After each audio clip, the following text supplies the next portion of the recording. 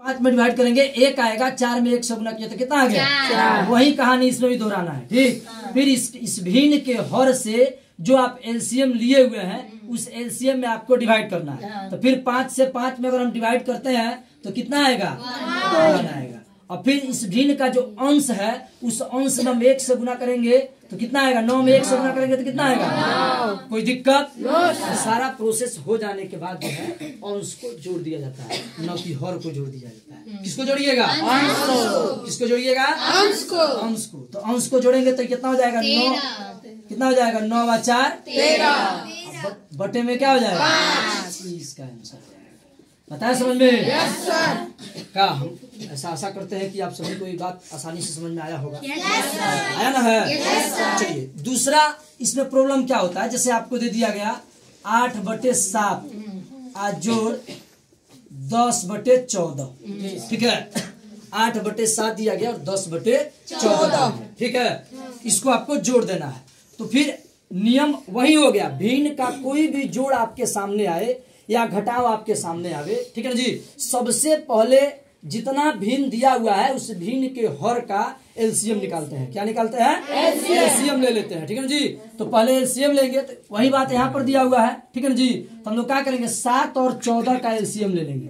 ठीक है ना जी, 7 और 14 का एलसीएम ले लेंगे तो 2 से तो जाएगा नहीं, 7 जाएगा। तो कितना हो जाएगा? 7 एकम 7, 7 दूनी 14। फिर गुना करेंगे तो 7 गुने 2 7 दूनी 14। अब क्या करेंगे? बड़ा सा लाइन खींच लेंगे, इसको हर बना देंगे। जो एलसीएम आप ले रहे हैं, ठीक है ना जी, वो अगले के लिए जो है हर बन जाता है। ठीक है ना जी, तो हम लोग क्या करेंगे? फिर वही बात कि इस भिन्न के हर से जो एलसीएम लिए हुए हैं उसमें हम लोग भाग करेंगे। तो 7 से 14 में भाग करेंगे तो 7 दूनी 14। ठीक है, कितना आया भाग पर? 2।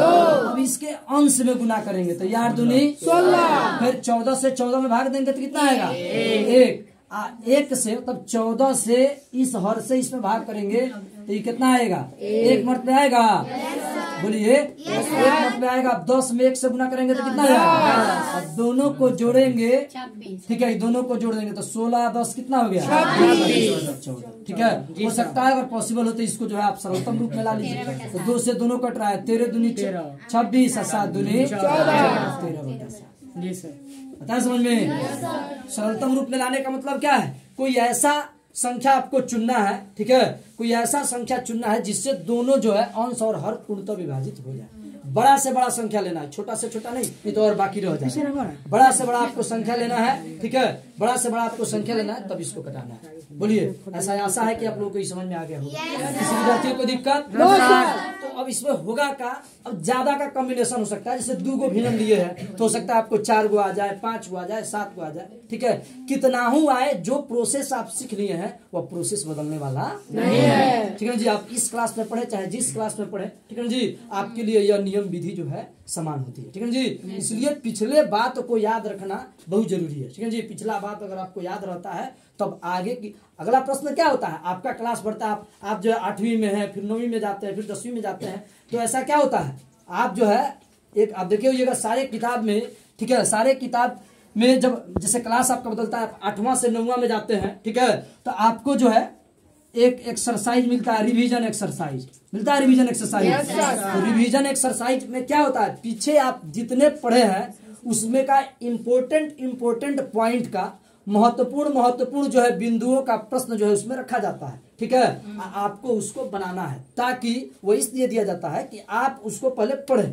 ठीक है जी, क्योंकि उसी के आधार पे अगला पढ़ने वाला, अगला का क्या होता है? थोड़ा सा स्टैंडर्ड ऊपर होता है। ठीक है, पूछने का तरीका कुछ अलग होता है, पता समझ में? पूछने का तरीका कुछ अलग होता है। ठीक है जी, बस नियम विधि वही है जो आप जानते हैं। जैसे कि आपसे एक प्रश्न पूछ दिया जाए, एक प्रश्न पूछा गया आपको कि 5 कलम का दाम, 5 कलम का मूल्य 20 रुपया है।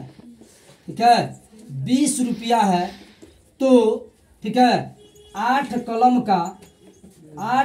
का मूल्य क्या होगा? मूल्य क्या होगा? समझ रहे ना? कह रहा है कि 5 कलम का मूल्य 20 रुपया है, तो 8 कलम का मूल्य क्या होगा?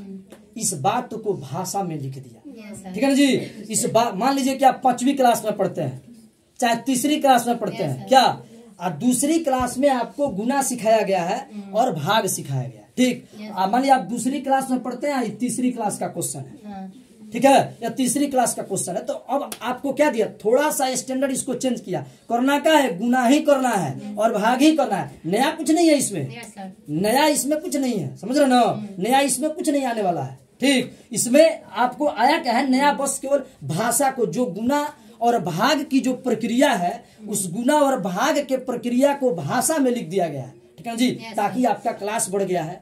हो सकता है कि थोड़ा सा आपका दिमाग भी डेवलप कर गया है। पिछले क्लास में आप जितना सोचते हैं, हो सकता है उससे ज्यादा आप अगली क्लास में सोचते होंगे, ठीक है जी। यही कारण है कि जो है एकदम जो है इसको सेक्शन बाय सेक्शन बांट करके रखा गया है। पहले आप पहला में पढ़िए, फिर दूसरा में पढ़िए, फिर तीसरा में पढ़िए, फिर चौथा में पढ़िए, ऐसे करते आप आगे बढ़ते रहिए। क्या ऐसे कोई विद्यार्थी को आप जानते हैं जो पहला में पढ़ लिया, एक बार बोर्ड का एग्जाम देने चला गया, 8वां नंबर नहीं पढ़ा, ऐसा किसी को सुने हैं? और सुने भी होंगे तो वो एकदम वहां जो है एकदम कमजोर विद्यार्थी होगा, समझ रहे ना। इसीलिए क्लास बनाया गया कि पिछले बातों को सीख करके उसी के सपोर्ट से जो है वो अगला बात सीखेगा, पता ना समझे, वो अगला बात सीखेगा। तो इसमें क्या है, आप देखिए तो कह रहा है 5 कलम का मूल 20 रुपया। इसका मतलब क्या है, हमसे आते हैं कि चूंकि